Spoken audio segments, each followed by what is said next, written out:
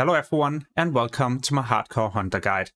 In this guide I'll talk about the different talent trees I use when I level up, tips and tricks, the best profession and race you can choose, macros and a lot of other things. But before I start talking about the different tips and tricks I like to use, then I would also like to cover why the Hunter is such an amazing class to play in Hardcore and why it's so beginner friendly. So why the Hunter has a high chance of making it to 60 is because of feign death. This is where you will pretend to be dead, and in most cases it will also work. When you use the spell, you will leave combat and then you can just mount up, run away and avoid a death. And why the Hunter is also easy to level is because of your pet. So let's say you accidentally disconnect, well then your pet will continue to attack the enemy. As any other class, this would usually cause you to end up dying, but because of the pet, and it continues to attack the enemy, then it also pulls more threat, and now it will be the one with the aggro. So with this introduction, I guess we're also ready with the different tips and tricks that will help you level a Hunter. When you start this class, it's gonna be important that you always use your ranged abilities and ranged attacks. These will deal way more damage compared to being in melee range. Therefore, I usually just use my auto shot, get a bit of distance, and wait for another auto shot to be ready. But all of this will change when you reach level 10 and you complete your Hunter chain quest. Because the moment you get a pet, well then this will also be your tank. It will be taunting the enemies and you can just stand still and do your auto shots and different abilities. So what is the best pet to choose as a Hunter? Well, in my opinion, or well, my preference is just to use a boar. Why I like this is because this pet will eat pretty much everything you find. So when you loot a new type of food, well then you can just feed it to your pet. This is extremely useful and also time saving, as you don't have to go to a new vendor all the time to purchase new food. Another big reason for why I choose a boar is because they have a charge. When they charge, they stun the enemy, but they also do a high amount of damage and therefore also a high amount of threat. This allows me to start attacking right away without getting aggro. So you might have encountered this before. You need to kill one specific enemy, but there's also a lot of other nearby enemies. You try to pull this and run away, but for some reason all of these are also linked together. This is because you did a big mistake. You used a single target ability. Now all of them are linked together and they will evade at the same time. What you should have done instead was to use an AoE range ability, for example your volley. When you pull more than one enemy at the same time, either with a range ability or spell, well then these will no longer be linked together. Yeah, you will pull them at the same time, but because you did this, then they haven't been chain pulled. Instead, they were pulled at the same time and no longer being linked together. So you can just shoot at the target you need to kill, and all of a sudden the other enemies will also start to evade. Super useful if you just need to kill one specific enemy and you don't want to deal with the rest of them. One spell that is quite underrated is disengage.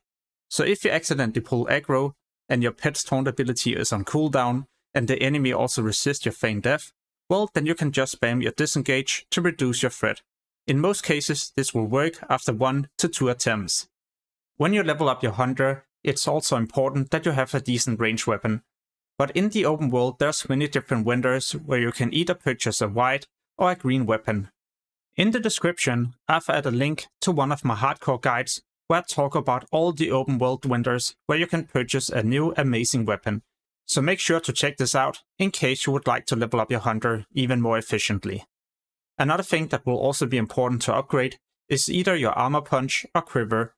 As an alliance, you can do the Night Watch. This is a quest in Duskwood and it will reward you with a decent armor punch or quiver. Wing Clip is an amazing ability that allows you to slow the target. There's no cooldown. And why this is important is because whenever you get a new weapon, and if you need to increase your weapon skills fast, then you just spam your wing clip. This way, you can level up your weapon skills in next to no time. One thing that will also make you able to save some time so you don't have to kill all the nearby enemies is Eyes of the Beast. It allows you just to run into the specific enemy you need to pull, but instead of you running in and risking your life, then you do this with your pet. So as long as you continue to attack the enemy, then it will also continue to follow you. This procedure you will repeat until the enemy is back to your position. And now you can just easily kill it without having to deal with all the other nearby enemies. As a hunter, you have many different aspects, and let's say there's for example 2 you prefer to use when you level, then you can just make a macro and put in the name of these 2. So now when you drag this macro to your action bar, you just use one button to swap in between the aspects you prefer to use. Talking about macros, then I also find it useful to have a pet attack macro together with some of my main abilities, so I never forget to send in my pet. What you just need to do is to type /pet attack, and in the next line you add in the ability you would like to use. Besides having pet attack macros, then I would also highly recommend you to keybind your pet passive ability. So if there's a nearby patrol getting close to your pet, then you can put this on passive and move it back to your position. One last macro I would like to highlight is /cast eagle eye. Making a macro like this will allow you to spam your eagle eye. So this will also allow you to travel around and scout for different things, for example a specific enemy, a herb or a vein. So what talent tree will I use when I level up a hunter? There's 2 different ones you can use, but the one that I prefer is definitely to level as a Beastmaster hunter. Why I prefer this build is because your pet will be so insane. It will deal a high amount of damage, have more survivability, and allow the hunter to easily solo different quests that requires a party, for example different elite targets. You can also level up as a marksman hunter. Here the hunter will do more damage and the pet less damage, but this can also be risky as you do a lot more threat, so sometimes you might also be the one that will be tanking the enemy. Therefore I usually just stick to Beastmaster, also because you get improved aspect of the cheater. So this way you will be able to travel around even faster before you get your mount. So what is the best profession as a hunter? Well, mining and engineering is amazing. You can craft your own armor, your own guns, and even a target dummy. So if you make a big mistake and your feign death is resisted, well then you can spawn a target dummy and this will taunt all nearby enemies. Herbalism and alchemy is also a good combination, so you can craft different potions that will benefit your leveling. And skinning and leatherworking is also a decent choice, so you can craft new items, armor quivers and armor punches, and also high level items when you reach level 60. But to be honest, then engineering and mining might be the best combination, as it increases your chance of surviving and making it to 60 by a lot. So what is the best race to choose? Well, as a horde player, there's 3 different options, but only 2 of these are good. It is to either play troll or orc. As an orc, you get blood fury that increases your attack power, you get increased damage with your pet, and you also get hardiness. As a troll, you get berserkering, increased regeneration, and also increased bow skill. Both of these races are amazing choices, so I guess it all comes down to what look you would prefer your character to have.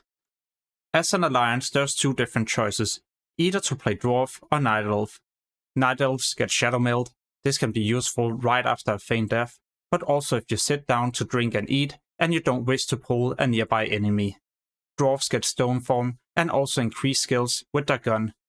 So if you for example level engineering and you craft your own guns, then you will also benefit from this racial.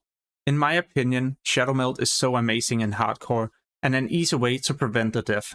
Therefore, I would also choose to play a night elf. As you get closer to level 60, you should also start focusing on getting more hit, so you do more damage in dungeons and raids. The hit you will need in PvE is going to be 9%. So there's a few ways to get additional hit. Either by spending 3 points into Surefruited to get 3% hit. When people start to do Molten Core, some might also obtain the schematic to make this scope. This will also increase your hit by 3%. As a leatherworker, you can craft the Devil Saw set. Equipping both of these items grants you 2% hit. There's also an amazing level 47 two-hand weapon, Warmonger, increasing your hit by 3%. I hope you learned something new by watching this guide. If so, then please make sure to give it a like so it gets recommended to even more people. If you would like to see more hardcore guides, for example other class guides, leveling tips and tricks, and other useful things, then make sure to check out the channel. And in the description, you'll find a link to my official classic hardcore gold making guide, and also an amazing leveling guide. As always, thanks you so much for watching, and have an amazing day. Peace!